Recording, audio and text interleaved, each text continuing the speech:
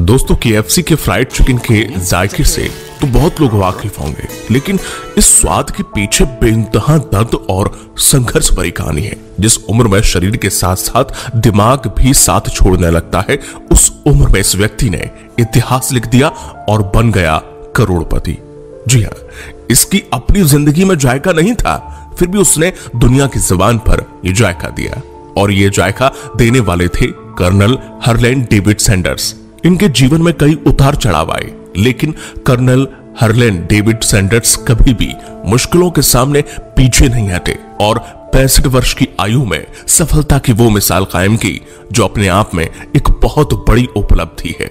ये कहानी है कर्नल हरलैंड डेविड सैंडर्स की। कर्नल सैंडर्स का जन्म 9 सितंबर 1890 को अमेरिका के इंडियाना प्रांत के हेनरीविले नामक कस्बे में एक गरीब परिवार में हुआ था। इनके पिता बिल्बर डेविड कसाई थे और माता गृहिणी थी। वे 3 भाई बहनों में सबसे बड़े थे। उनके पिता की असमय मृत्यु जब हुई तब वो 5 साल के थे। पिता का साया सर से उठने के बाद उनके जीवन में मुश्किलों का सिलसिला प्रारंभ हो गया। उनकी मां ने बच्चों के भरण पोषण के लिए एक टमाटो कैनिंग फैक्ट्री में नौकरी कर ली। ऐसे में छोटे भाई बहनों की देखरेख तथा घर संभालने का जिम्मा सैंडर्स के छोटे छोटे कंधों पर था। खाना बनाने में अपनी मां की मदद करने के फलस्वरूप 7 वर्ष की उम्र तक आते आते वे कई क्षेत्रीय व्यंजन बनाने में दक्ष हो गए थे। कुछ सालों के बाद उनकी मां ने दूसरा विवाह कर लिया और बच्चे समेत अपने पति के घर ग्रीनवुड इंडियाना चली गईं। सैंडर्स के सौतेले पिता अक्सर उन्हें और उनके छोटे भाई बहनों को पीटा करता था। ये एक दिन पिता के अत्याचारों से तंग आकर सैंडर्स घर छोड़कर भाग गए और गुजर बसर करने के लिए एक खेत में मजदूरी करने लगे। उस समय उनकी उम्र थी 11 वर्ष। कुछ वर्षों तक यूं ही बेघर यहां वहां धक्के खाते रहे। 15 वर्ष की उम्र में वे बस कंडक्टर बने और 16 वर्ष की उम्र में उन्होंने यूनाइटेड स्टेट आर्मी ज्वाइन कर ली और क्यूबा चले गए। रिटायर होने के बाद वो एक लोहार के सहायक के तौर पर काम करते रहे और फिर उसके बाद उन्हें सेंट्रल रेल रोड पर फायरमैन की नौकरी मिल गई, जिसके बाद उन्होंने जोसेफिन किंग से विवाह कर लिया। उसके बाद कुछ वर्षों तक वे पत्नी और 3 बच्चों के साथ सुखी सुखी जीवन व्यतीत कर रहे थे। लेकिन एक दिन कार्यस्थल पर उनका एक कलीग के साथ झगड़ा हो गया और उन्होंने नौकरी छोड़ दी। इस परीक्षा की घड़ी में उनकी पत्नी ने भी आखिर उनका साथ छोड़ दिया। 40 वर्ष की उम्र तक पहुंचते पहुंचते वे एक स्थान से दूसरे स्थान तक भटकते रहे। जॉब पर जॉब बदलते रहे, कई व्यवसायों में भी अपना हाथ आजमाया, पर लगातार असफलता ही मिली। सैंडर्स ने प्रयास करना ही अब छोड़ दिया था। 40 वर्ष की उम्र में वे कार्बिन केंटकी आ गए और उन्होंने एक गैराज खोल लिया।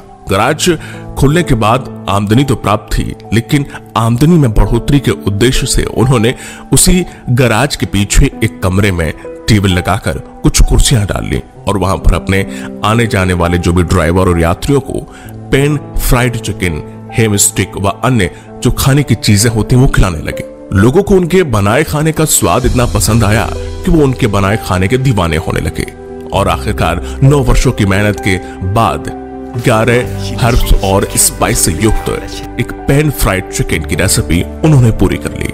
यह रेसिपी उनके रेस्तरां की यूएसपी बन गई। सैंडर्स अपने पैन फ्राइड चिकन के कारण काफी मशहूर हो गए। उनका बनाया गया चिकन केंटकी के गवर्नर को इतना पसंद आया कि उन्होंने 1935 में हरलैंड सैंडर्स को कर्नल की उपाधि से विभूषित कर दिया।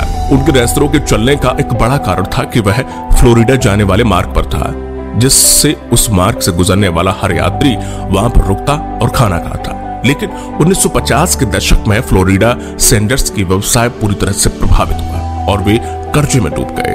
जब कोई चारा न दिखा तो उन्होंने अपना रेस्टोरेंट बेच दिया।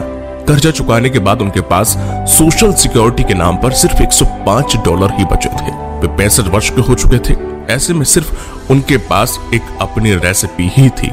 उन्हें एक आइडिया आया कि क्यों ना अपनी रेसिपी की फ्रेंचाइजी बेची जाए। फिर क्या, वे अपनी कार से अमेरिका, कनाडा के दौरे पर निकल गए। करीब करीब 600 प्रांतों का दौरा किया, हजारों रेस्टोरेंट मालिकों से संपर्क किया, सभी ने मना कर दिया। आखिरकार 1009वें मालिक ने जो रेस्टोरेंट का था उसने इनका प्रस्ताव स्वीकार कर लिया और फ्राइड चिकन की पहली फ्रेंचाइजी उसने साइन कर ली। रेसिपी के कारण उसका रेस्टोरेंट में बिक्री असाधारण रूप से वृद्धि हो गई, जिस देखकर और भी रेस्टोरेंट मालिकों ने कर्नल सैंडर्स से फ्रेंचाइजी लेना शुरू कर दिया। इस तरह से KFC रेस्टोरेंट की शुरुआत हुई। 16 दिसंबर 1980 में ल्यूकेमिया से कर्नल सैंडर्स का निधन हो गया, लेकिन आज भी KFC के स्टार आइकन के रूप में वो लोगों के दिमाग और जुबान पर जीवित हैं।